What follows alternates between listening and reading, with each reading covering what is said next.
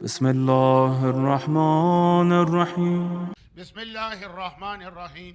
वमा अरसलना मिन रसूलिन इल्ला लियुताअ बिइज़्निल्लाहि वलौ अन्नहुम ज़लमू अनफुसहुम जाऊका फस्तगफिरुल्लाह वस्तगफर लहुमुर रसूल लवजदुल्लाह तव्वाबर रहीमन फला वरब्बिका ला युमिनूना हत्ता युहक्किमूका फीमा शजरा बैनहुम सुम्मा ला यजिदू फी अनफुसिहिम हरजम मिम्मा क़ज़ैता व युसल्लिमू तस्लीमा।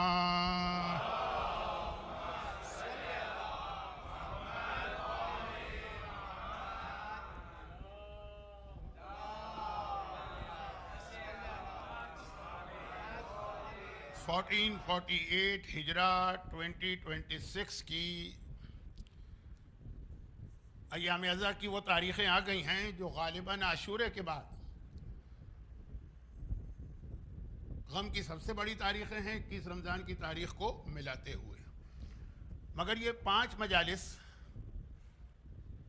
इसमें सात यानी 7 ऐसी मुनासिबतें आ रही हैं कि जो मेरा ज़िंदगी भर का तरीक़ाकार रहा है कि जब कोई ख़ास तारीख़ आए, कोई मखसूसी, तो उसका ज़िक्र भी मजलिस में किया जाता है। तो बड़ा मुश्किल हो रहा है कोई ऐसा टॉपिक या सब्जेक्ट। इधर लाइट मुझे परेशान कर रही है, ये लाइट ये ज़रा समझो। तो बहुत मुश्किल हो जाता है कोई ऐसा सब्जेक्ट के जिसके अंदर तसलसल से बातें भी की जाएं और ये 7 मुनासिबतें भी जमा हों। अब वो 7 हैं क्या, बहुत मुख्तसर बता दूं। वर्किंग डे की मजलिस है, ज़ियारत से आने वालों की थकन का भी मुझे अंदाज़ा है, वहाँ के मौसम की शिद्दत का भी मुझे अंदाज़ा है, और आज की रात गम की रात होने की बिना पे मसाइब भी ज़्यादा होते हैं और नोहे भी ज़्यादा होते हैं। ये सारी चीज़ें जहन में हैं, तो एक टेंशन में मैं भी हूँ। भाई पहली बात तो यह है कि लोग ज़ियारत से वापस आए। पूरी कम्युनिटी ना सही, पूरी जमात ना सही, एक बड़ी तादाद है। तो जब ज़ियारत के काफ़िले जा रहे होते हैं उस वक्त भी उनको कुछ पैगाम देना ज़रूरी होता है मिंबर से, और जब वापस आते हैं तो उससे ज़्यादा ज़रूरी होता है कि उनको ये बताया जाए कि कुरान करीम ने, किसी ओरेटर, स्पीकर, आलिम, ख़तीब का अपना कोई ओपिनियन नहीं है या उसका अपना आइडिया नहीं। कुरान ने क्या कहा है कि जब ज़ियारत करके आओ तो कैसे कैसे आओ। कुरान, वैसे तो हदीसें भी बहुत सारी हैं, लेकिन चूँकि हमारे यहाँ हर चीज़ में लोग कहते हैं कि कुरान में है कि नहीं, और जो चीज़ नहीं मिलती, अब कितने लोग दाढ़ी जो है ढूंढते फिर रहे हैं कुरान में कहाँ है, इधर है, उधर है, उधर है, उधर है। ऐसे लोग भी हैं जो खुम्स को इसलिए ढूंढ रहे हैं कुरान में कि जी जो आयत आप बताते हैं वो तो माले गनीमत की है, हमें तो अपने ये डेयरी क्वीन के खुम्स के बारे में देखना है, ये कुरान में कहाँ लिखा है। खैर, तो मुझे पता है कि आप हजरात ऐसे नहीं हैं, लेकिन क्योंकि काम हमारे यहाँ एक ये भी एक मेंटेलिटी बन गई है, तो ज़ियारत के हवाले से कुरान का पैगाम। और ये आपकी बात नहीं है, मैं जहाँ जहाँ अरबईन के बाद, अरबईन के 2 दिन बाद, 2 दिन तो लगते हैं ना पहले ग्रुप को आने में, जो मजलिस से पढ़ता हूँ उसमें एक तो ये मन। दूसरा, आज कायनात का एक तरह से सबसे बड़ा गम है रसूल खुदा, जिनकी वजह से पूरी कायनात क्रिएट हुई है, आज वो दुनिया से जा रहे हैं। वो आपके इल्म में है, इसीलिए आप लोग इस कसीर तादाद में आ गए हैं थकन के बावजूद। और फिर आका हसन मुश्तबा, उनकी शहादत भी आपके कैलेंडर से आज ही। ये मैंने आप इसलिए कहा कि आप जहाँ रहते हैं, अगर आपका अरबों से या गल्फ़ इलाके वालों से कोई कांटेक्ट है, या ये कि मीडिया वीडिया या इंटरनेट या यूट्यूब, तो आपको मालूम है कि वहाँ पे 7 सफ़र इमाम हसन की शहादत मनाई जाती है, और बाकायदा बहुत ही प्रॉपर तरीके से, ऐसा लगता है आशूर। हत्ता करबला में भी अगर आप 7 सफ़र को जाएंगे। लेकिन बहरहाल हमारे यहाँ इंडिया और पाकिस्तान में ये तारीख़ है, और हम लोग इसी को ऑथेंटिक तारीख़ समझते हैं। तीसरी मुनासिबत ये। चौथी मुनासिबत ये हो गई ज़ियारत रसूल खुदा इमाम हसन। चौथी मुनासिबत ये हो गई कि ईरान की सबसे बड़ी मखसूसी, जिसे देख के आप करबला की अरबईन या अरफा की मखसूसी याद करेंगे, वो कल रात को है। 8वें इमाम की शहादत ईरान में 29 सफ़र को होती है, जो कल रात होगी। और मशहद मुक़द्दस में क्या मखसूसी होती है वो, जैसा कि मैंने कहा कि करबला की मखसूसियाँ आपको याद आ जाएंगी अरबईन और अरफे की। तो ये भी बड़ी अजीब बात होगी कि इतनी अहम तारीख़ हो और साहिबान ईमान के इलाके में इतनी बड़ी मखसूसी है, और मैं एक जुमला भी ना कहूँ तो ये भी बताना है मुझे।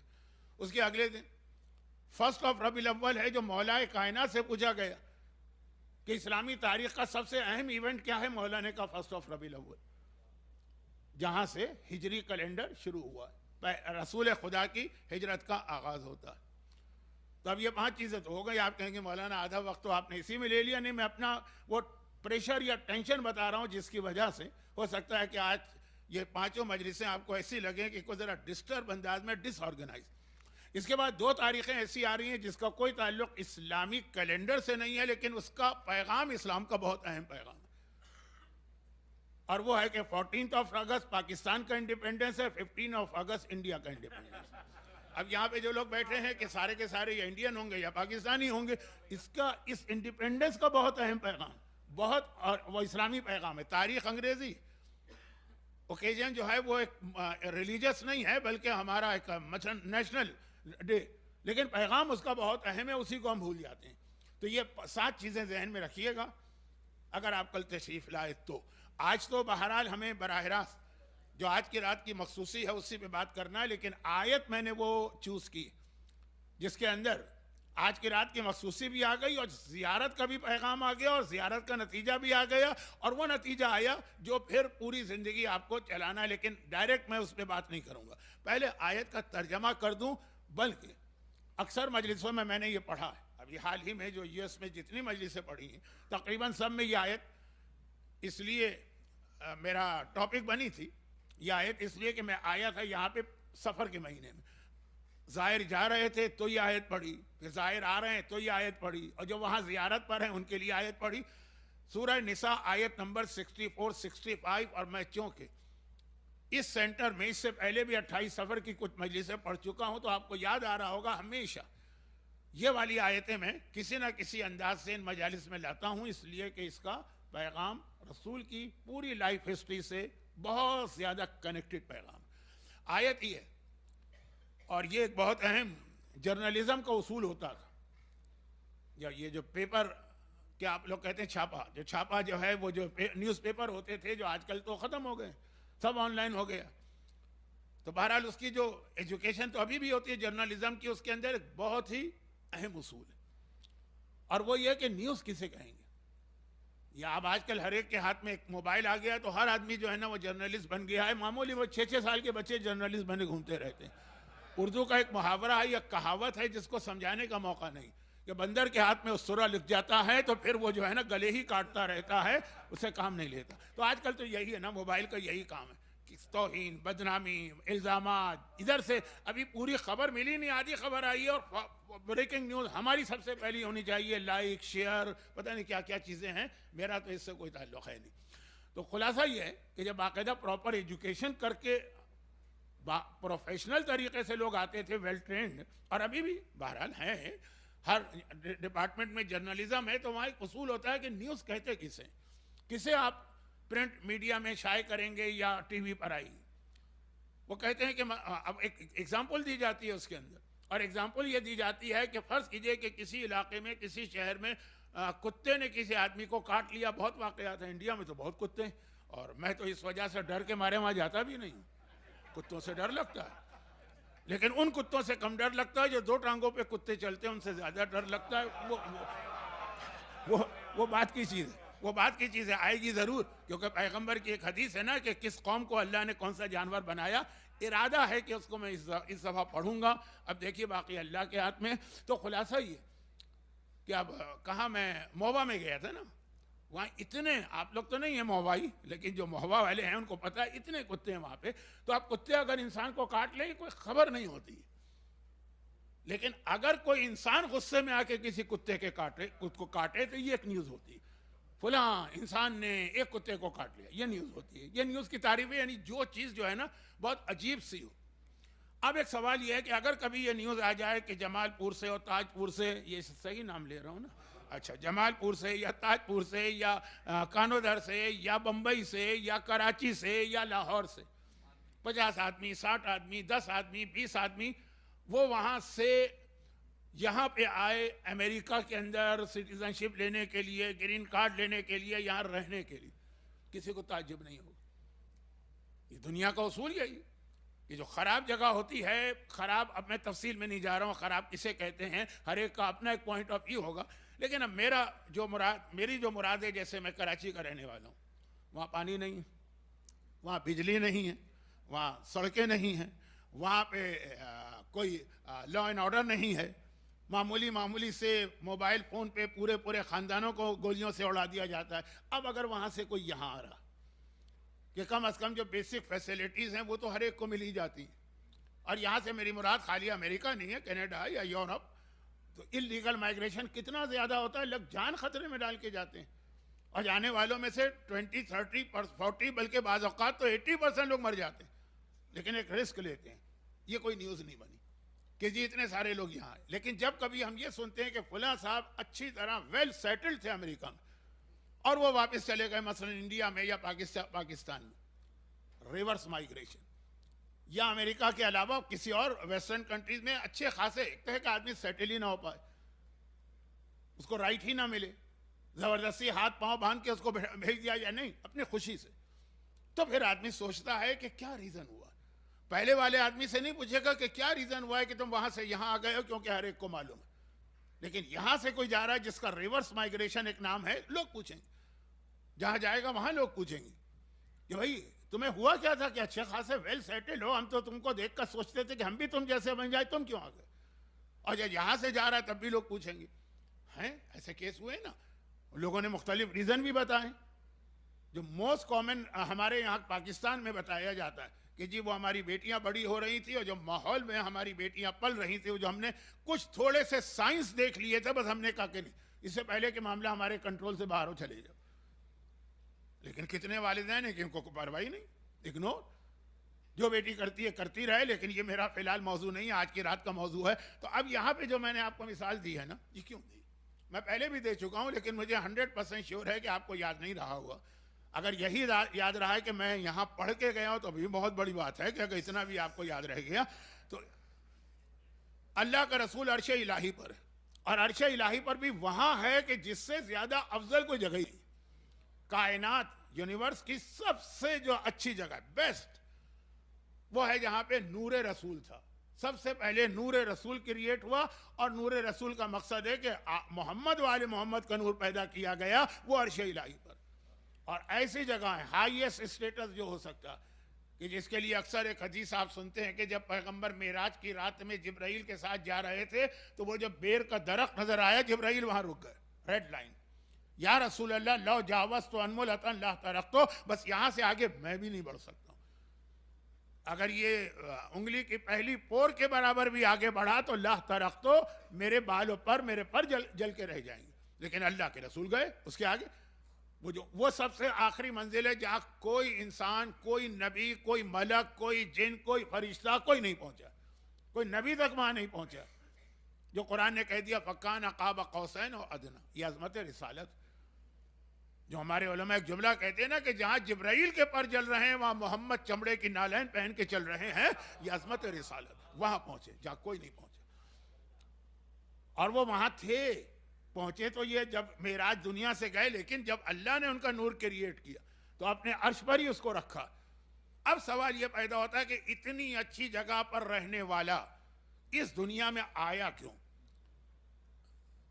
अरबी में इस जो हमारा ये वर्ल्ड है इसको दुनिया कहते हैं, प्लेनेट अर्थ दुनिया कहते हैं। दुनिया अरबी का मतलब है, अरबी में इस लफ्ज़ का मतलब है बहुत ही इंफीरियर, बहुत ही हकीर, बहुत ही छोटी चीज़। उर्दू में भी एक लफ्ज़ इस्तेमाल होता है अदना, बहुत छोटी चीज। दुनिया हकीर तरीन है, सबसे खराब जगह दुनिया, ये समझ लीजिए, और सबसे अच्छी जगह रह रहा है वो। कोई प्रॉब्लम आया हो कि अल्लाह ने, जैसा मसलन शैतान था, प्रॉब्लम आया ना, उसको किक आउट किया गया कि निकलो यहां से, वो अगर वहां से यहां आया तो समझ में आता है निकाल दिया गया।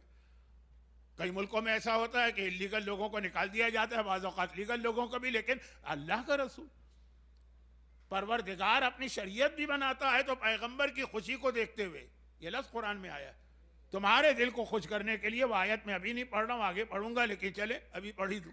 वज़ुहा वल्लैल इज़ा सजा मा वद्दअका रब्बुका वमा क़ला वलल आखिरतु खैरुल लका मिनल ऊला वलसौफ़ युतीका रब्बुका फतरज़ा। ये रसूल के लिए आयत है। आए हबीब, अब हम तुम्हें देंगे, इतना देंगे, इतना देंगे, इतना देंगे कि फतरज़ा, तू अल्लाह से राजी हो जाए। सारी कायनात अल्लाह को राजी करना चाहती है, और अल्लाह वो है कि जो अपने हबीब को राजी करना चाहता है। ये आयत कुरानी है। हाँ, दुरुस्त भेजे मोहम्मद वाले मोहम्मद।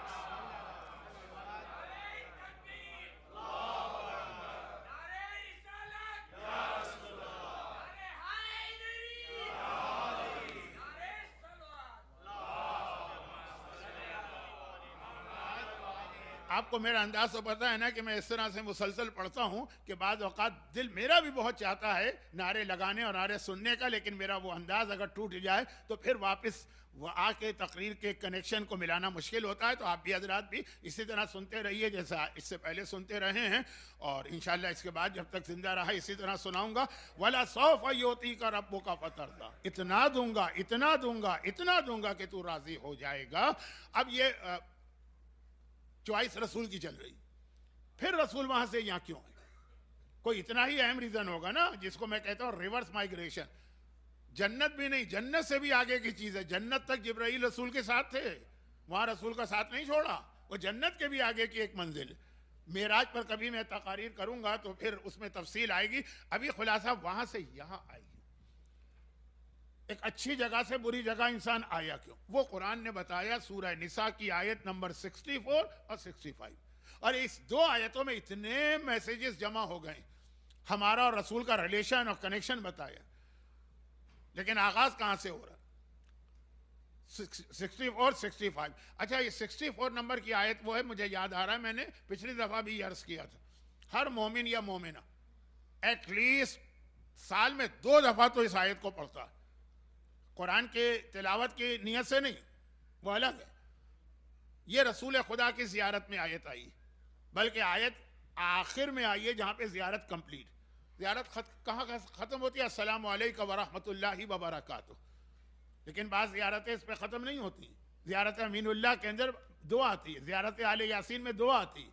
रसूल खुदा की जो जियारत है उसको ये आयत, इस पे जियारत खत्म हुई। मुझे याद आ रहा है मैंने इसी मिंबर से जुमला कहा था। तो हर मोमिन और मोमिन साल में 2 दफा तो रसूल खुदा की जियारत अपने घर में पढ़ता ही पढ़ता है। 17 ऑफ रबीउल अव्वल रसूल की विलादत, 28 ऑफ सफर कल का दिन पैगंबर की वफात। आप जहां भी होंगे कल आप रसूल को जरूर सलाम करेंगे। कल का दिन रसूल खुदा का दिन है, इमाम हसन का भी है, उनकी जियारत भी। लेकिन रसूल तो 2 दफा। और जो उम्रे पे जाते हैं, जो हज पे जाते हैं, तो मदीना मुनव्वरा के अंदर तो हमारी कोई इबादत ही नहीं है सिवाय मस्जिद नबवी जाने के। जन्नतुल बकी में भी कहाँ जाने देते हैं? तो 10-10 दफा लोग जियारत पढ़ते हैं मदीने में। मक्के में तो फिर भी तवाफ है और दूसरी इबादत, मदीने में तो एक ही इबादत। तो खुलासा ये कि आयत इतनी अहम है कि मोमिन को साल में 2 दफा यूं पढ़वाई गई। उम्रे और हज के सफर में रोजाना कई बार पढ़वाई जाती है। देखिए, अगर ये आयत वो जियारत का हिस्सा ना होती तो हम कभी नहीं पढ़ते। हम तो इसलिए पढ़ते हैं, किताब में लिखा है कि ये रसूल खुदा की जियारत है, पढ़ो, तो हम पढ़ते चले जाते हैं। अब वो आयत तर्जमा, खाली तर्जमा कर रहा हूं, उसमें इतना टाइम मैंने ले लिया। वमा अरसलना मिन रसूलिन इल्ला लियुताअ बिइज़्निल्लाह, सूरह निसा आयत नंबर 64, गर्चे मेरा असल मौजू है आयत नंबर 65। दोनों मिली हुई आयत हैं।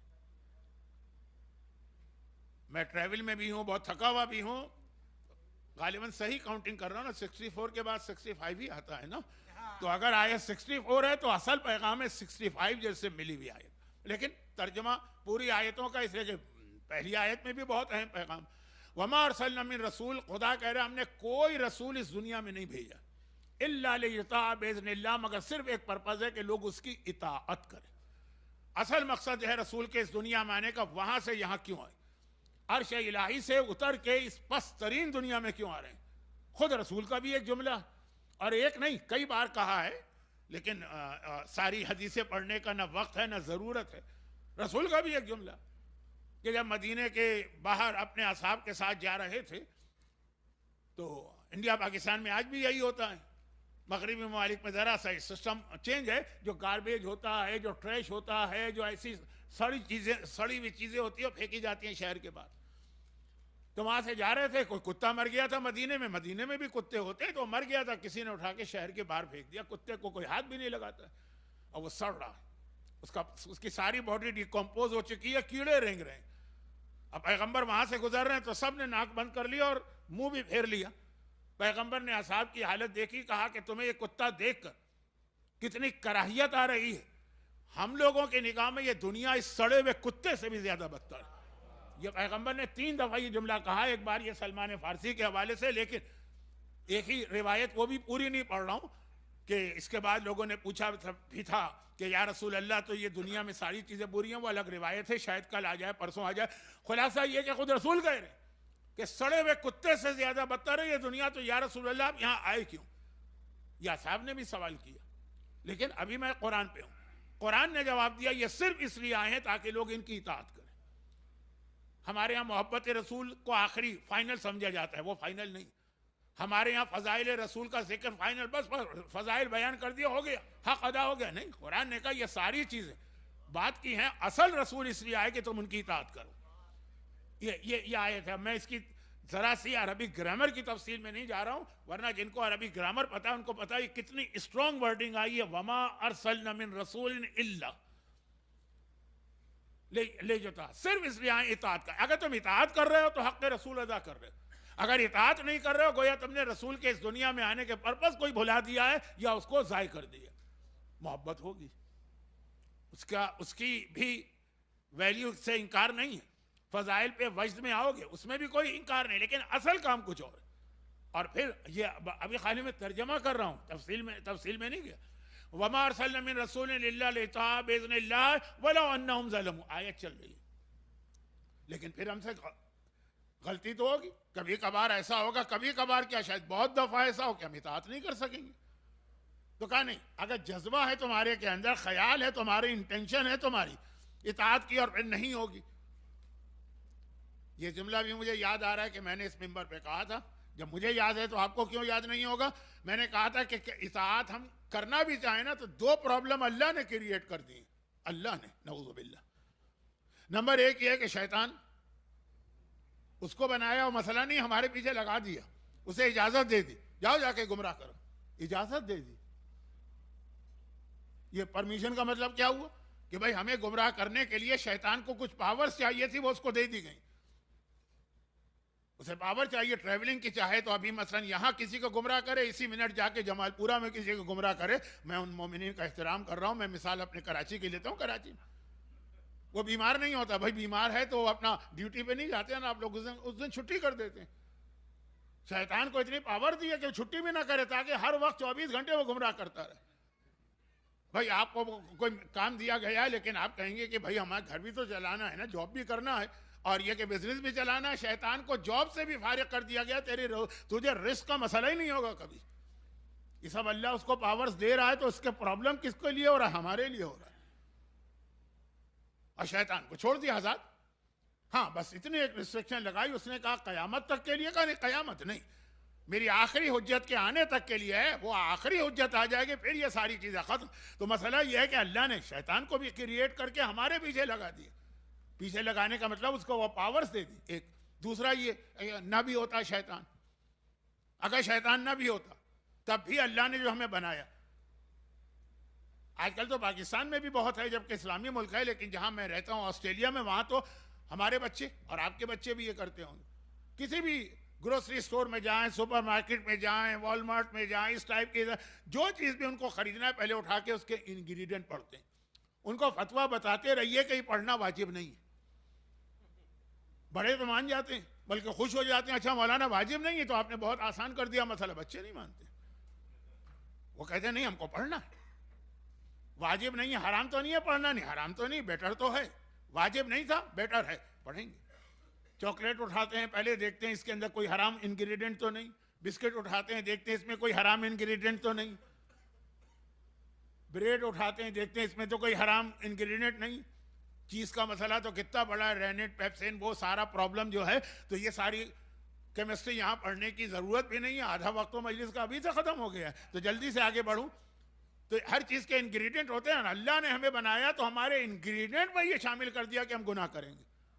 13वें पारे की पहली आयत, इन्ना नफ्सा लअम्मारतुन बिस्सू, अल्लाह ने हमें नफ्स रखा है जो कुल्लु नफ्सिन ज़ाइक़तुल मौत, उसको मौत आएगी। और ये भी कहा इन्ना नफ्सा लअम्मारतुन बिस्सू, ये नफ्स जो हमारे अंदर रखा गया इसका काम ही हमको गुनाह के रास्ते पे ले जाए। तो एक तो शैतान, फिर हमारे अंदर वो चीज़, और इधर कह रहे हैं अल्लाह की इताअत करो, रसूल। तो फौरन कहा कि हाँ हाँ, ये मैं ही तो तुम्हारा क्रिएटर हूं ना, मैं ही शैतान का क्रिएटर हूं ना, मुझे तुम्हारे इंग्रेडिएंट्स भी पता है, मुझे शैतान का भी पता है, तो घबराओ नहीं। इताअत की नीयत होनी चाहिए, इताअत का जज्बा होना चाहिए। वलो अन्नहुम ज़लमू अनफुसहुम जाऊ, फिर अगर तुमसे गुनाह हो जाए, गलती हो जाए, अपने आप पे जुल्म करो, जाऊ का मेरे हबीब के पास आ जाओ। ये जियारत है, पैगंबर के पास जाने का नाम ही जियारत, यही तो है ना जियारत। अल्लाह के घर जाएंगे उसको हज कहेंगे, पैगंबर के पास आएंगे उसको जियारत कहेंगे। फस्तगफिरुल्लाह, फिर अल्लाह से दुआ करो, वस्तगफर लहुमुर रसूल, और रसूल भी तुम्हारे लिए दुआ करे। ये है मसला, उनको इतना राजी करो कि वो तुम्हारे लिए दुआ करे। लवजदुल्लाह तव्वाबर रहीमा, तो जिस मकसद के लिए रसूल आए इताअत की जाए, तुमने नहीं की, लेकिन अगर तुमने रसूल को राजी कर लिया तो अल्लाह तुम्हारी तौबा भी कबूल करेगा, तुम पर रहमत भी नाजिल करेगा। लेकिन फला व रब्बिका ला युमिनून, बिल्कुल मिला वाला। लेकिन याद रखो, तेरे रब की कसम कोई मोमिन नहीं है इस दुनिया। हत्ता युहक्किमुका फीमा शजरा बैनहुम सुम्मा ला यजिदू फी अनफुसिहिम हरजन मिम्मा क़ज़ैत व युसल्लिमू तस्लीमा। अब शॉर्ट कर रहा हूं, पूरा तर्जुमा कल करूंगा। कोई मोमिन नहीं, ये अल्लाह कह रहा है, और कसम खा के कह रहा है। कसम अल्लाह ने बहुत सी चीजों की खाई, लेकिन आम चीजों की कसम खाना और है, यहां अल्लाह ने अपनी कसम खाई। दो ही जगह तो अल्लाह की कसम आपको नजर आती है, एक इस आयत में कि तेरे रब की कसम, और एक हदीस किसा में व इज्जती व जलाली निमा खलक़तु समा मबनियतम वला अर्दम मतिया। यह हदीस किसा में अल्लाह ने इज्जत और जलाल की कसम खाई, अपनी कसम। और यहाँ कहा कि तेरे रब की कसम ये मोमिन नहीं है जब तक कि युसल्लिमु तस्लीमा, तेरे हर हुक्म के सामने सर ना झुका लें और उस पर अमल ना करें। तो दुनिया में रसूल आए इसलिए उनको अपना कसीदा नहीं पढ़वाना, उन्हें अपनी नात लोगों की जबान से नहीं सुनना, उन्हें लोगों की जबान से बड़े बड़े दावे नहीं सुनना है कि या रसूल अल्लाह आपके नाम पे जान कुर्बान औलाद कुर्बान। उन्हें इताअत चाहिए, टोटल ओबीडियंस। और उसके बाद कुरान ने आखिरी फैसला यह सुनाया कि तेरे रब की कसम ये मोमिन हो ही नहीं सकते जब तक कि रसूल के हर हुक्म के सामने सर न झुकाए। और जब मंजिल यहां पे आ गई कि ये है मकसद रसूल, इसी में जियारत, इसी में जियारत का फलसफा, इसी में जियारत का नतीजा। लेकिन ये सारी चीजें कल शायद कल भी ना हो, क्योंकि मेरा मौजू इतना फैल गया कि मैं थोड़ा सा महसूस कर रहा हूं कि हक अदा नहीं होगा इस रात का, तो मसाइब तो आज हो जाएंगे, लेकिन ये मौजू अभी कल भी चलेगा। अब यहां पे रसूल आए रसूल इस दुनिया में तशरीफ लाए। इसके बाद फिर रसूल का दुनिया से जाना इताअत को खत्म नहीं करता, अपनी जगह किसी को बिठा के गए। अब जो रसूल की इताअत है वही उसकी भी इताअत है। यही मन कुन तो मौला का मतलब है कि मैं अब कुरान ने रसूल का मकसद बताया, मन कुन तो मौला ने इमामत का मकसद बताया कि उनकी इताअत करना। लेकिन अब ये जुमला, लेकिन अगर हम चहारदा मासूमीन के हालात पे निगाह डालें तो बहुत ज्यादा, शायद सबसे ज्यादा, शायद प्रोबेबली सबसे ज्यादा जिन दो मासूमों के हालात में सिमिलरिटी या शबाहत नजर आती है वो रसूल खुदा और इमाम हसन। अगर आप दोनों के हालात देखिएगा ना, हालात की बात कर रहा हूं, फजाइल के एतबार से तो सब अव्वलुना मोहम्मद, आखिरुना मोहम्मद, औसतुना मोहम्मद, कुल्लुना मोहम्मद है। सगीरुना व कबीरुना सिवान, हमारे खानदान का बड़ा हो के छोटा हो सबका रुतबा बराबर है। लेकिन हालात के एतबार से देखें तो रसूल खुदा के हालात और इमाम हसन, और ये जुमला भी कह दूं तो गलत नहीं है कि पैगंबर के बहुत सारे फजाइल आका हसन मुश्तबा की वजह से हमारे सामने आए। आका हसन मुश्तबा की वजह से बहुत अहम शख्सियत है इमाम हसन मुश्तबा। वक्त चूंकि बहुत ज्यादा नहीं रहा, मुझे मालूम है वर्किंग डे भी है, आप असल में तो गम का बयान सुनने और ताबूत को बोसा देने के लिए आए हैं। बाकी जो मेरा असल बयान है वो मैं कल से करूंगा, वही लोग आएंगे जो मुझे सुनना चाहते हैं। खैर, तो अब आ जाइए कि जो मैंने एक जुमला कहा कि रसूल और इमाम, तो अगर दुनिया के हालात देखें तो सबसे ज्यादा सिमिलर या मैचिंग वाले हालात, बतौर मिसाल रसूल इस दुनिया में आए। अब रसूल के मिशन को रोकने के लिए जो तरीके इख्तियार किए गए उसमें सबसे पहला तरीका था प्रोपेगेंडा। पहला ये मरहला है, वो नाकामी होती है तो फिर तलवार लेके बद्र ओहद खंदक में आते हैं। पहले मरहले में तलवार नहीं निकाली जाती है, सोचते हैं कि छोटा सा एक मसला है, नऊज़ु बिल्लाह मैं गलत लफ्ज इस्तेमाल कर रहा हूं, ये कॉकरोचेज हैं, ये क्या करेंगे हमारा। पहले मरहले के अंदर जो है ना, जो हर किस्म का एजिटेशन होता है ना, उसको बहुत लाइट लेती हैं हुकूमतें, फिर जैसे जैसे बढ़ता जाता है फिर वो सीरियस होती जाती है। तो आप पैगंबर शुरू में प्रोपेगेंडा, हमारे यहाँ आज की दुनिया की सियासत में भी यही, पाकिस्तान के अंदर कॉर्पोरेटर्स कहते हैं वो फला मुल्क की इंटेलिजेंस ये करा रही, इंडिया में कोई प्रॉब्लम हो कहते हैं पाकिस्तान की इंटेलिजेंस ये करा रही है ना, ये एक तरीका है प्रोपेगेंडा। इसके बाद बहुत सारी चीजें, थोड़ा सा मैं इसलिए मिसाल देता हूं कि आजकल दोनों मुल्कों में प्रोटेस्ट चल रहे हैं और दोनों मुल्कों में एक दूसरे मुल्क के इंटेलिजेंस एजेंसीज के ऊपर इल्जाम लगाया जा रहा है, फंडिंग। अब यहां भी यही हुआ प्रोपेगेंडा। अब देखिए जो प्रोपेगेंडा रसूल के खिलाफ किया गया वो प्रोपेगेंडा मासूमीन में आप निगाह डालिए, वही चीज सेम वही प्रोपेगेंडा इमाम हसन के खिलाफ किया गया।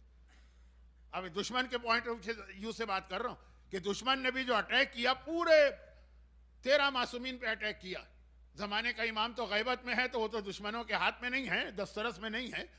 13 मासूमीन सब पे अटैक किया, लेकिन जो रसूल खुदा पर अटैक हुआ है वैसा अटैक अगर किसी पे हुआ है मासूमीन में तो इमाम हसन।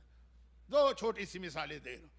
मौला अली के खिलाफ भी कम प्रोपेगेंडा नहीं हुआ और करबला के खिलाफ भी कम फतवे नहीं आए, लेकिन जो जिस नेचर का प्रोपेगेंडा पैगंबर के ऊपर अब बहुत ज्यादा जो प्रोपेगेंडा किया जा रहा है उसमें एक चीज ये आती है, पैगंबर की शादियां।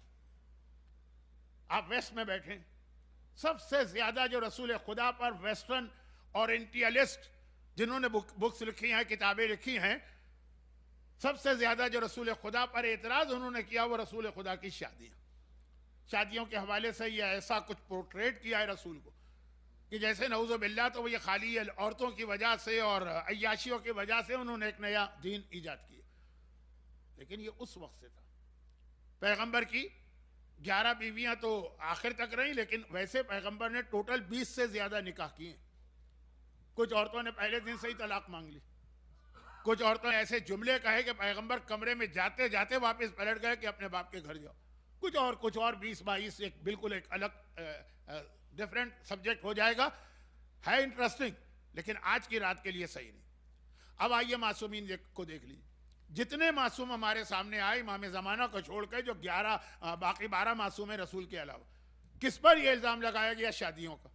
और शादियों के जरिए से किसको ये जाहिर करने की कोशिश की गई कि वो तो खाली बस वो नऊज़ बिल्लाह याशी की जिंदगी गुजारते थे। मौला पे कोई इल्ज़ाम नहीं लगा सका, आका हुसैन पे ये इल्ज़ाम तो नहीं लगा, और बहुत सारे लगे जो मैंने कहा ना, फतवे तो हर एक के खिलाफ आए, छठा हो, 8वां हो, 11वां हो, कहीं देख लिए। सिर्फ इमाम हसन वाहिद मासूम जिन पे बिल्कुल वही इल्ज़ाम लगा जो रसूल खुदा पे लगा कि वो शादियां बहुत करते, यानी वो हाकिम शाम मुआविया से उन्होंने सुलहनामे में दस्तखत ही इसलिए की कि नऊज़ बिल्लाह वो आराम से जिंदगी चाहते थे, वो ये झंझट में नहीं पड़ना चाहते थे कि बातिल का मुकाबला करो और खुतबा दो और उसके खिलाफ जिहाद करो, चाहते पीसफुल जिंदगी, शादियां करते जाओ, जिंदगी गुजारता जाओ। नऊज़ बिल्लाह, दुश्मन की बात। लेकिन इल्जाम देखे बिल्कुल सेम इल्जाम हर इमाम मासूम के खिलाफ प्रोपेगेंडा हुआ, लेकिन मैं बात कर रहा हूं सिमिलर या मैचिंग वाला प्रोपेगेंडा। या रसूल खुदा पर हुआ कि शादियां शादियां शादी, फिर वो फिर कंपेयर भी कर देते हैं कि देखिए एक हमारा नबी है ईसा जिसने जिंदगी भर शादी नहीं की, चंद साल पहले उनकी कोई बीवी ढूंढ ढांड के कोई बुक लिखी गई थी, लेकिन चला नहीं वो मामला, शादी नहीं की। और एक तुम्हारा नबी हर साल एक शादी कर रहा है। पैगंबर मदीने में कितने साल रहे? 10 साल रहे ना, और 21 शादियां की, जिनमें सिर्फ 2 शादियां मक्के में हुई थी, बाकी सब मदीने में। हर 6 महीने बाद शादी कर रहे हैं। अगर आपके सामने कोई किसी मोमिन के बारे में ये आ जाए कि हर 6 महीने बाद शादी कर रहा है, तो आप उसके बारे में क्या इमेज दिमाग में बिठाएंगे? वही बनाने की कोशिश। और इमाम हसन के लिए तो लुटिया डुबो दी इन लोगों ने, कहा 500 शादियां की, 500 शादियां की हैं 10 साल के अंदर। एक साल में कितनी शादियां बनती हैं? बाद ने इससे भी ज्यादा कहा, बाद ने कुछ कम कहा। और ये कि बात बहुत सीरियस हो जाए, मौला के नाम से कहा। मौला ने मिंबर कूफा पे ऐलान किया, कूफे वालों अपनी बेटियां हसन को मत देना। इमाम दूसरे इमाम के लिए ही मिंबर पे ऐलान कर रहा है, नहीं दुश्मन कह रहे हैं। अभी अभी इसी वीक में 3 दिन पहले मैं इसी तरह का जुमला कह रहा था, उसके बाद कह रहा था ये गलत है, यूट्यूब पे क्लिप काट के लगा दिया गया। वो बाद वाला जुमला मेरा कि ये गलत प्रोपेगेंडा है वो काट दिया गया, वो शुरू वाली बात कह दी गई। अभी इसी हफ्ते की बात है। लानतें पढ़ रही है जहां से मैं मजलिस पढ़ के आया हूं। खैर वो तो लोग मजलिस सुन रहे थे, उन्होंने तो पूरा सुना, लेकिन क्लिप मैंने कहा आपको भी बता दूं, हो सकता है आपके पास भी आ जाए। तो खुलासा यह है कि इमाम हसन के बारे में मौला से झूठा खुतबा दिलवा दिया। कूफे वालों, अपनी बेटियों की शादी कभी हसन से न करना, क्योंकि इन्नहु रजुलन मितलाक, मितलाक कहते हैं बहुत ज्यादा तलाक देने वाला, क्योंकि ये मेरा बेटा बहुत ज्यादा तलाक़ें देने वाला। तो अब पैगंबर इस्लाम का तो केस अलग है, वहां तलाक की गुंजाइश नहीं है, क्योंकि वो औरत उम्मत के लिए हराम है, वो कहीं और शादी नहीं कर सकती। गर्चे वहां भी पैगंबर एक मरतबा सबको तलाक देने के लिए तैयार हो गए थे। 21वें पारे की आखिरी आयत पढ़ लीजिएगा, रेफरेंस बहुत आसान है। आयत नंबर नहीं बता रहा हूं, नंबर किसको याद रहता है, आखिरी आयत। और इतना नाराज हुए थे अपनी इन बीवियों से, सबको तलाक दे रहे हैं, इतना नाराज हुए थे कि मदीना छोड़ के जंगल में चले गए थे। हजरत मारिया क़िब्तिया, पैगंबर की आखिरी बीवी, जिनके बेटे इब्राहिम हैं, उनका घर पैगंबर ने शहर से बाहर बनाया था। पैगंबर वहां चले गए, 1 महीने वहां रहे, पलट के मदीने ही नहीं आए।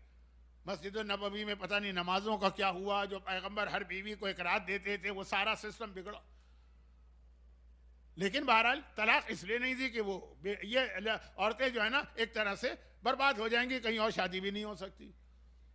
लेकिन इमाम हसन के लिए केस ये नहीं है उनके पास, तो उन्होंने कहा कि जी वो रोज शादी करते थे, अगले दिन तलाक, रोज शादी अगले दिन तलाक। मैं बात कर रहा हूं, बात बहुत फैल गई। एक दूसरी बात, इसी हवाले से, इसी कॉन्टेक्स्ट में किसी इमाम मासूम पे ये तोहमत नहीं लगी कि नऊज़ बिल्लाह वो बुज़दिल थे, किसी भी तोहमत नहीं लगी। अली की शजाअत को सब मानते हैं, आका हुसैन की बहादुरी को सब मानते हैं, बल्कि शहजादी कौनैन पे जो मसाइब मजालिम हुए करबला से कम नहीं आए।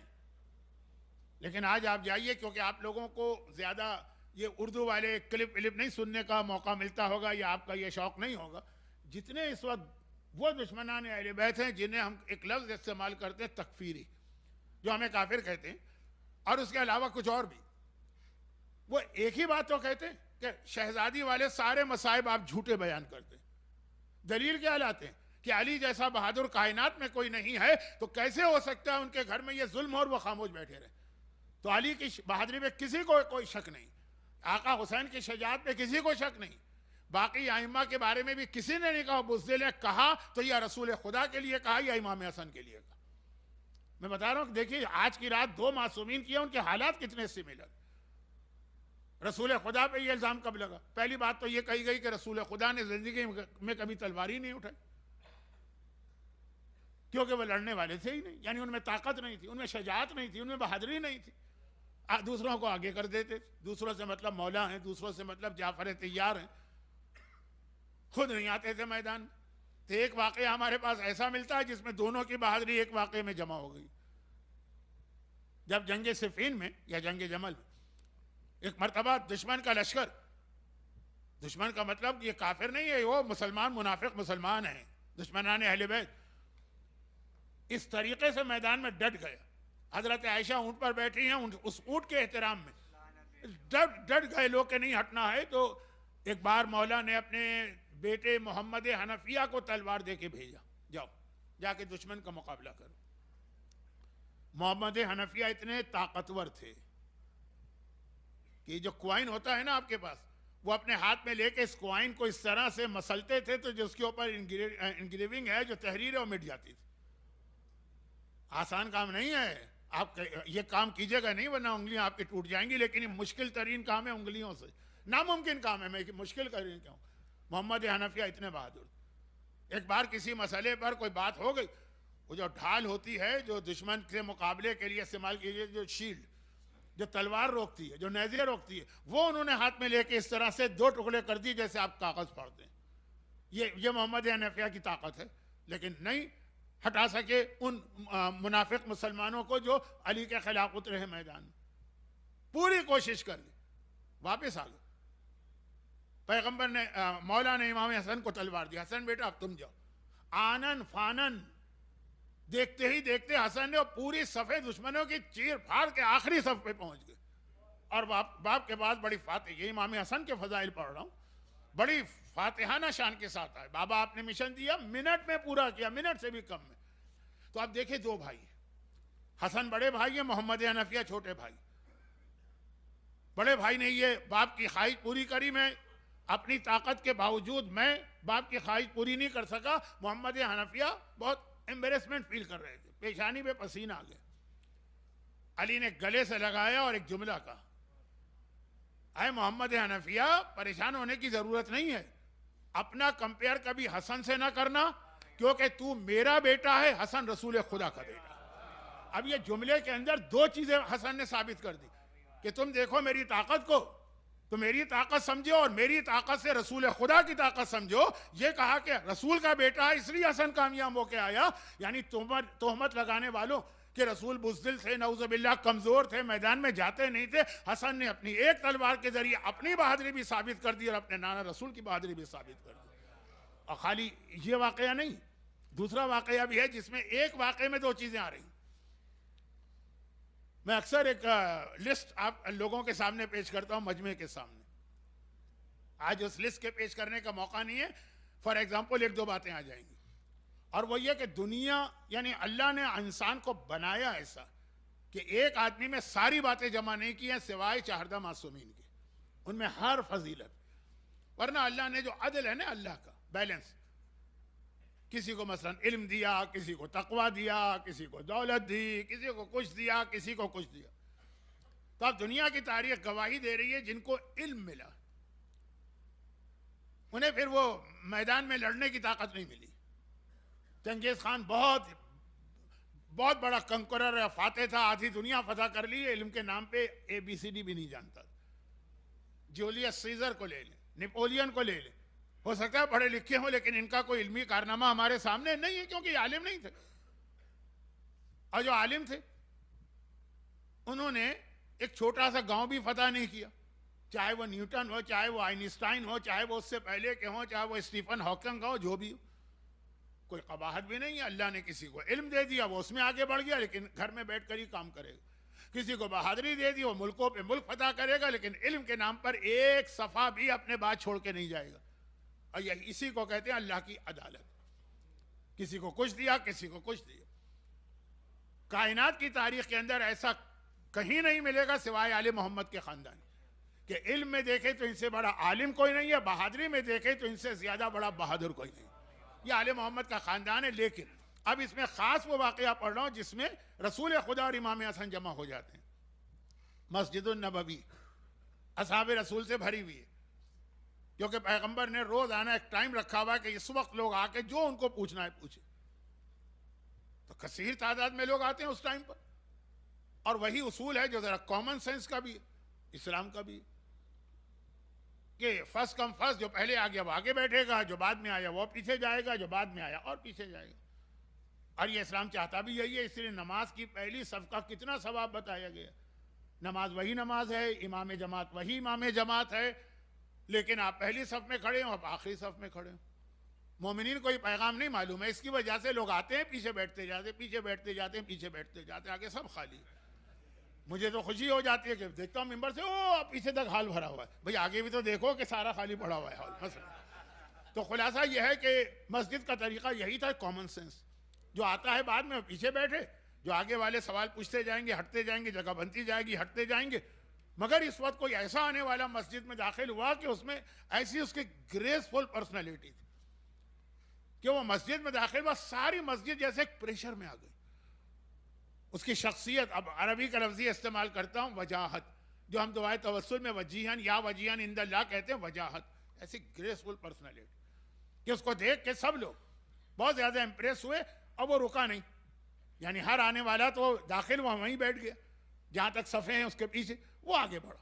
तो लोगों ने उसको बाकायदा जगह दी उसकी शख्सियत देखकर। एज चेहरे से नजर आ रही है, तकवा चेहरे से नजर आ रहा है, फिर खुद उसका आ जाना, उसका प्रेजेंस पूरे मजमे को एक दबाव में ले गए। और सीधा गए रसूल के पास जाके बैठा। पैगंबर मस्जिद नबवी में हूं और गोद में एक तरफ हसन एक तरफ हुसैन बैठे ना हो, ये कैसे हो सकता? तो रसूल इसी शान से बैठे हुए। आज भी मस्जिद नबवी में बोर्ड लगा हुआ है अंदर मस्जिद के। पहले तो हम लोग चले जाते थे, आजकल परमिट लेके जाना पड़ता है रोजे का। वहां अब तक बोर्ड लगा है कि रसूल खुदा यहां बैठा करते थे और लोगों से मुलाकात करते थे। खैर, तो वो आने वाला आया, वहां पहुंचा और कहा कि या रसूल अल्लाह, आज भी मुझे कुछ प्रॉब्लम पेश आ गए, तो इनके सोल्यूशन के लिए आपके पास आया। रसूल ने कहा कि आज मुझसे ना पूछो, ये मेरा बेटा हसन मेरी गोद में, आज इससे पूछो। अब मैंने यह वाकया पढ़ा होगा, क्योंकि ये 3-4 ही वाकयात हैं जिसको मैं खुद बहुत पढ़ता हूँ, पढ़ा होगा, लेकिन पढ़ा होगा तो दोबारा सुनने में कोई कबाहत भी नहीं है, याद दहानी भी हो जाएगी, आज की रात इमाम हसन का जिक्र भी हो जाएगा। तो अब वो आने वाला इमाम हसन की जानिब मुतवज्जे हुआ। मैंने कहा नॉर्मल लाइफ में इसको एक इंसल्ट समझा जाएगा या जोक? आप किसी आलिम के पास गए, उसकी एज 80 साल की है और आपकी एज 70 साल की है, और आप जाके सीरियस मसले पूछ रहे हैं, उसकी गोद में 3 साल का बच्चा बैठा, आपने कहा मुझसे नहीं, इससे पूछना।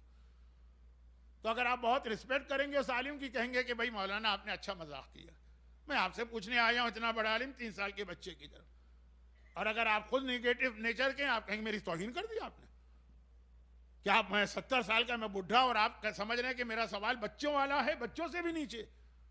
लेकिन आने वाला जो था, जो इस वक्त आया है विजिटर मस्जिद में, इतना सीरियस उसने उस मसले को लिया कि ना मजाक समझा ना तौहीन समझी, सीधा डायरेक्शन चेंज किया और हसन मुश्तबा के सामने सवाल रखे, इमाम ने जवाब दी। इसका रिवायत का कुछ हिस्सा कल आ सकता है कि क्या सवाल थे। उसके बाद वो खड़ा हो गया, जाने लगा, पैगंबर ने रोक दिया, कहा रुक जाइए, आप जब जा रहे हैं तो आपको अपने सवालों का जवाब मिल गया? कभी ऐसा तो है ना कि उसने कहा बच्चे से पूछा, आपने बच्चे से पूछा, आप सेटिस्फाई नहीं हुए, लेकिन चूंकि वो मना कर चुका तो आप चले गए, क्या जवाब मिल गया? आने वाले ने कहा या रसूल अल्लाह मुझे अपना जवाब मिल गया। पैगंबर ने कहा कैसा जवाब मिला? कहा या रसूल अल्लाह इतना सेटिस्फाई जा रहा हूं जितना अगर आपसे सुनता तो सेटिस्फाई होके जाता हूं। आपका जवाब और 3 साल के बच्चे का जवाब मेरे एतबार से बिल्कुल बराबर। ये कह के बाहर चले गए। लोगों ने कहा या रसूल अल्लाह ये था कौन? हम तो मदीने में रहने वाले हैं, आज तक हमने इसको मदीने में नहीं देखा। कहा ये मदीने का है ही नहीं, ये खिजर नबी हैं जो आज मेरे पास आए हैं, क्योंकि वो अक्सर आते रहते हैं जब उनको कोई मसला पेश आ गया। और खिजर कौन है? हजरत मूसा जैसा साहिब शरीयत नबी, तौरात नाजिल हुई है, 4 अहम तरीन अंबिया जिनको उलुल अज़म कहा जाता है, वन ऑफ देम हजरत मूसा, यानी 4 से मेरी मतलब है मुराद रसूल खुदा के अलावा, उनमें एक हजरत मूसा। मूसा से कहा गया, जब मूसा ने एक दफा दिल में सोचा मैं कितना बड़ा आलिम हूं, कहा इल्म की बात कर रहे हो, जाओ खिजर के पास, जाके पता चलेगा इल्म किसे कहते हैं। भेजा गया, मूसा को खिजर का शागिर्द बनाया गया। मूसा ने जाके खिजर से इल्म हासिल किया, तो मूसा जैसा साहिब तौरात, साहिब शरीयत, साहिब किताब, उलुल अज़्म नबी जिसका शागिर्द बनता है, वो खिजर नबी 3 साल के हसन का शागिर्द बन के जाता है। अब जरा अंदाजा करें, और ये कह के जा रहे हैं कि उतना वैसा ही सेटिस्फैक्टरी जवाब मिला जैसा आपसे मिलता था, यानी इल्म हसन और इल्म रसूल को बराबर कर दिया। एक वाक़े में दोनों का इल्म हमारे सामने आया। ये हसन मुश्तबा है जो कभी अपने नाना के ताकत का मुजाहिरा कर रहा है, अपनी एक तलवार चला रहा है लेकिन अपनी ताकत भी बता रहा है, नाना की ताकत भी। कभी इल्म का मुजाहिरा कर रहा है, अपना इल्म भी बता रहा है, अपने नाना के इल्म भी बता रहा है, और इसीलिए इल्जाम भी एक जैसे दोनों पे लगे। लेकिन सबसे अहम जो बात थी वो इसके बात की, अब वो कल आएगी, क्योंकि मुझे पता है कि आज जो लोग आए हैं वो सब मुझे सुनने नहीं आए। मुझे मालूम है, मैं ऐसा बहरहाल बेवकूफ़ या नादान नहीं हूँ, पता है, और बिल्कुल सही बात भी। मैं क्या बेचता हूँ आज की रात की अजमत के मुकाबले में, तो कल जो लोग आएंगे वो शायद वही होंगे जो मुझे सुनने आए। परसों फिर मुझे डाउट है, इसलिए कि शब जुमा की मजलिस में बहुत से लोग वैसे ही आ जाते हैं। तो खैर अब ये इस तरह कर मैं टाइम वेस्ट नहीं करूँगा। तो खुलासा ये कि ये सारी चीज़ें जो मैंने बताई ये फ़ज़ाइल के कुछ पहलू हैं, लेकिन जो सबसे अहम दोनों की शरीयत में मैचिंग है या सिमिलर, वो पैगाम है जहां से मजलिस शुरू हुई थी, वमा अरसलना मिन रसूलिन इल्ला लियुताअ बिइज़्निल्लाह। रसूल इस दुनिया में अपने फ़ज़ाइल सुनाने नहीं आए हैं, अपना कसीदा पढ़वाने नहीं आए हैं, अपने लिए दाद लेने नहीं आए हैं, अपने नाम पे दुरूद भिजवाने नहीं आए हैं। वो सब साथ में मिलेगा, असल आए हैं ताकि उनकी इताअत करो। इताअत के मसले में बेहतरीन जो एक उसूल है या फार्मूला है वो या रसूल खुदा की जिंदगी में मिलता है या हसन मुश्तबा। और वो क्या है वो उसको मैं कम वक्त में बता नहीं सकता, इंशाल्लाह कल ही बताऊंगा। लेकिन इस इताअत रसूल के मरहले पर जो इताअत हसन मुश्तबा भी, और जो पॉइंट मैं कल आपके सामने हाईलाइट करूंगा, हो सकता है पहले भी मैंने किया हो, लेकिन इस वक्त तो खास उसको बताने की जरूरत है। तो इन दोनों में उस एक पॉइंट में जो दोनों की मैचिंग हो जाती, वाकई हमारी प्रैक्टिकल लाइफ में हर सेकंड उस पैगाम को याद रखना है इंशाल्लाह कल। लेकिन इताअत रसूल। यहीं से बात शुरू हुई थी, यहीं खत्म हो रही। बस ये एक बात याद रखिए, इधर बदतमीजी का जुमला कह रहा हूं, लेकिन जो कह रहा हूं वो बिल्कुल हक है। अल्फाज का सिलेक्शन शायद ठीक ना हो। जो इताअत रसूल ये हो ही नहीं सकती जब तक के इताअत फातिमा ज़हरा ना हो। और असल जुमला इसके बाद का है, अल्लाह की इताअत भी नहीं हो सकती है बगैर फातिमा के। दलील, फरिश्ते अपनी मर्जी से आते जाते नहीं है, हुक्म खुदा से आते। मलकुल मौत तो खास तौर पर हुक्म खुदा से आता, हर एक दरवाजे पे जाता है। कभी किसी से इजाजत मांगी, कभी ये कह के रुक गया है कि जब तक कि इजाजत नहीं मिलेगी मैं हुक्म खुदा से आया हूं फिर भी आगे नहीं बढ़ूंगा। हुक्म खुदा से आने वाला फातिमा का घर ऐसा। मलकुल मौत आया, आज आया 28 सफर को, रसूल खुदा की रूह कब्ज करने आया, लेकिन आगे नहीं बढ़ रहा है कि जब तक के फातिमा न कहें, इजाजत न दें, हुक्म खुदा पर भी अमल नहीं होगा। देखिए सोचिए तो कितना बड़ा जुमला है कि हुक्म खुदा पे भी अमल नहीं होगा जब तक के फातिमा न कहेगी। कौन सी रिवायत पढ़ रहा हूं जो आपने जिंदगी में हमेशा सुनी है और हमेशा इस पे गिरिया किया। माह सफर का लास्ट वीक है, 11 हिजरी है। पैगंबर बीमार पड़ गए गदीर से आने के बाद। और मैं इस पर अभी बात नहीं कर रहा हूं क्योंकि सेंसिटिव इशू है, कम वक्त में गलतफहमी ना हो, लेकिन बीमार पड़ गए नहीं, बीमार किया गया, पैगंबर को जहर दिया गया। लेकिन जहर ऐसा था कि जो आहिस्ता आहिस्ता असर करता है, स्लो पॉइजनिंग। पैगंबर अब बीमार हैं, लेकिन आखिरी 3 दिन बहुत ज्यादा कमजोर हो चुके थे। तकरीबन जो लास्ट 3 दिन थे ना, 25 से 28 सफर तक, पैगंबर ज्यादातर गशी में होते थे। थोड़ी थोड़ी देर के बाद आंखें खोलते थे, फिर गशी में चले जाते थे, यहां तक कि 28 सफर की रात आ गई। और फातिमा अपने बाप के सरहाने बैठी है 3 दिन से। किसी भी बेटी से पूछिए बाप की ये हालत होगी, वो अपने बाप के बेड से हटेगी नहीं। ये तो फातिमा। दुनिया में किसी बेटी ने अपने बाप से मोहब्बत नहीं की है जो फातिमा ने अपने बाबा से की। 3 दिन से वहीं बैठी, बल्कि पैगंबर का सर अपनी गोद में लेके बैठी। देखा 3 दिन से मेरा बाबा जहर के असर से तड़प रहा है, आराम नहीं मिल रहा है, गशी में जाते हैं, फिर तकलीफ की वजह से आंखें खुल जाती। अब इस वक्त पैगंबर को थोड़ा सा आराम मिल गया। जो आराम मिल गया तो पैगंबर की आंख लग गई, गोया सो गए। दरवाजे पे नॉकिंग की आवाज आ रही। फातिमा ने आहिस्ता से पूछा कौन है। जवाब मिलता है कि मैं रसूल खुदा का जायर हूं, मुलाकाती हूं, विजिटर हूं, पैगंबर से मिलने आया हूं। फातिमा ने आहिस्ता से कहा कि इस वक्त मेरा बाबा नहीं मिल सकता, चला जा और देख 3 रातों से मेरा बाबा जाग रहा था, आज उसे नींद आई है, उसे बेआराम न कर। खामोशी। थोड़ी देर गुजरी, दोबारा नॉकिंग। फातिमा ने फिर आहिस्ता से पूछा कौन है। वही आवाज आ रही है कि मैं रसूल का विजिटर हूं, ना जाहिर और रसूल। फातिमा ने कहा कि मैंने अभी बताया था ना, मेरे बाबा को बड़ी मुश्किल से नींद आई, आराम करने दे, फिर किसी वक्त आना। खामोशी। चुप हो गया वो। फिर थोड़ी देर के बाद नॉकिंग की आवाज आई। फातिमा ने पूछा कौन है। वही आवाज आ रही। अब शहजादी को जलाल आ गया। जरा आवाज बुलंद हो गई कि आए आने वाले 3 मरतबा मैं बता चुकी हूं मेरे बाबा को बेआराम न कर, बड़ी मुश्किल से मेरा बाबा सोया। अब इससे पहले कि वो कोई जवाब दे, पैगंबर ने आंखें खोली और कहा बेटी फातिमा, इस आने वाले को आने की इजाजत दे दो। बाबा ये कौन है। कहा ये मलकुल मौत है जो हुक्म खुदा से आया है, लेकिन उसे भी पता है कि जब तक के फातिमा इजाजत नहीं देंगी मैं फातिमा के घर में दाखिल नहीं हो सकता। 28 सफर। फातिमा ने अपने घर का इतना एहतराम देखा, इतनी रिस्पेक्ट है कि अपनी मर्जी से नहीं, मलकुल मौत, मैंने कहा ना हुक्म खुदा से आता। उसको भी पता है कि हुक्म खुदा फातिमा की मर्जी पर है। तो उस फातिमा को उस वक्त जब ये मंजर देखने का मौका मिला होगा, क्या कयामत गुजरी होगी कि मलकुल मौत रुक जाता है, लेकिन थोड़ी देर के बाद कुछ जालिम लकड़ियां लेके और आग लेके मेरे दरवाजे पे आ गए और आने के बाद थ्रेट करते हैं फातिमा घर का दरवाजा खोलो वरना हम दरवाजा जला के बाई फोर्स अंदर एंटर होंगे।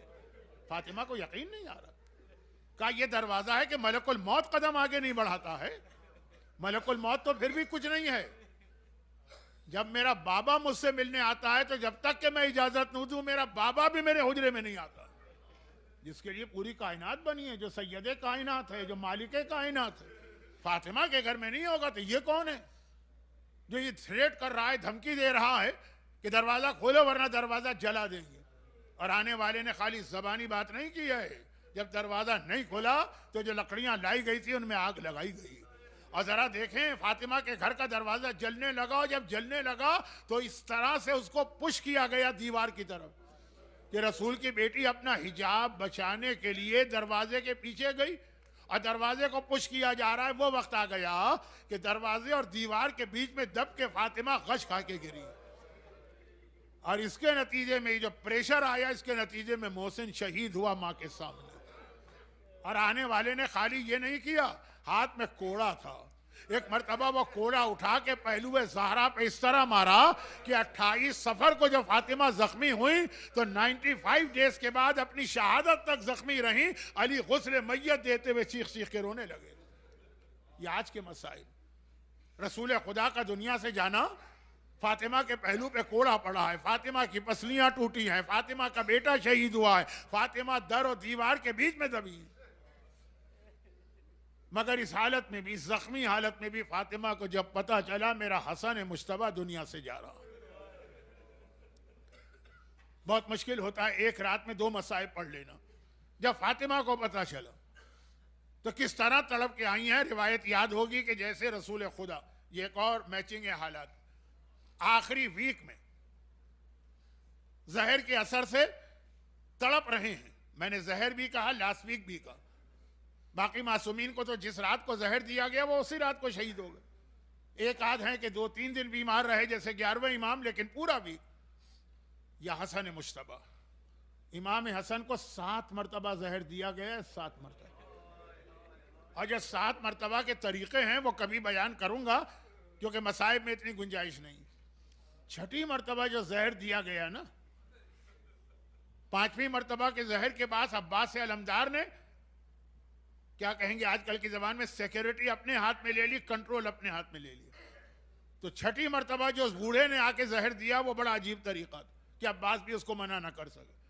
7वीं मरतबा कहा कि नहीं, अब हसन को हुजरे से निकलने ही नहीं देंगे। और चूंकि वो 6 दफा का जहर है, यानी जिस्म जख्मी हो रहा है, जिस्म के अंदर की रगें कट रही हैं, कलेजा जख्मी हो रहा है, यानी हर जहर हसन को कमजोर से कमजोर से कमजोर करता जा रहा। जंगे जमल में जो काम मोहम्मद हनफिया न कर सका वो हसन मुश्तबा ने करके दिखाया। आज वो हसन इतना कमजोर है कि बिस्तर पर बैठने की ताकत भी नहीं।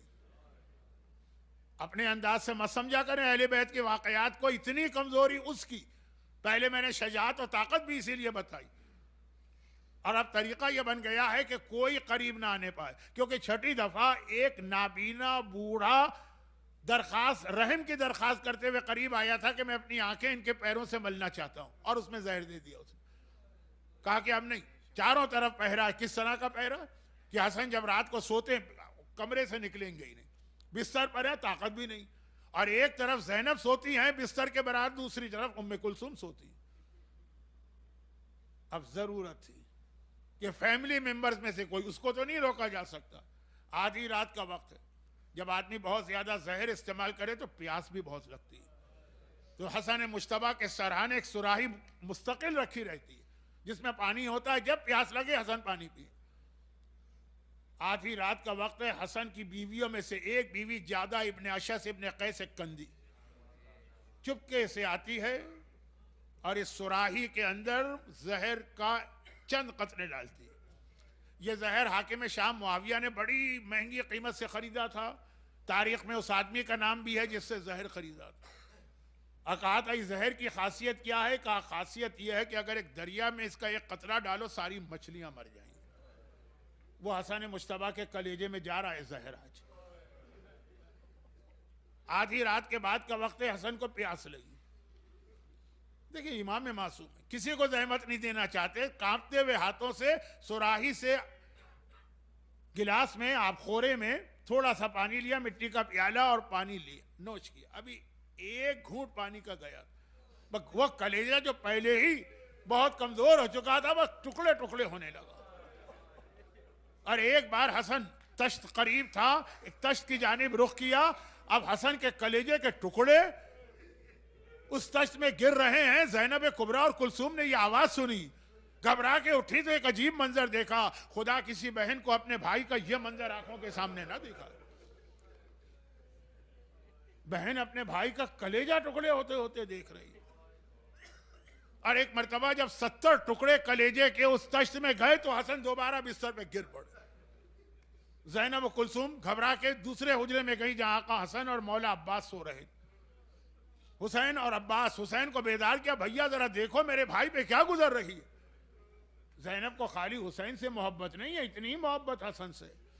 इमाम हुसैन आते जैसे ही कमरे में दाखिल हुए, हसन मुश्तबा ने कहा आप सब पे हमारा सलाम। हुसैन ने कहा भैया मैं अकेला आया हूं, किसको सलाम कर रहे हो? कहा तो मैं नहीं कर रहा हूं, अभी अभी मेरी आंखों के सामने मेरी माँ फातिमा ज़हरा आई है, मेरा बाबा अली मुर्तज़ा आया है, मेरा नाना रसूल खुदा आया है, मैंने उनको सलाम किया। वो जख्मी फातिमा जहां से मैंने रब्त दिया था। हसन का कलेजा टुकड़े टुकड़े हुआ, बेचैन और बेकरार होकर जन्नत फिरदौस से अपने बाबा और शौहर को लेके आ गई। हसन बेटा घबराना नहीं, बेटा कितना बड़ा क्यों ना हो जाए, माँ का मोहताज हमेशा रहता है, तेरी माँ रही। अब बात बहुत लंबी ना होने पाए, अभी आपको मातम भी करना है तो मुख्तसर ये, बस थोड़ी देर के बाद उस हसन दुनिया से गए, मगर जाते जाते एक वसीयत कर गए। ये एक रिवायत।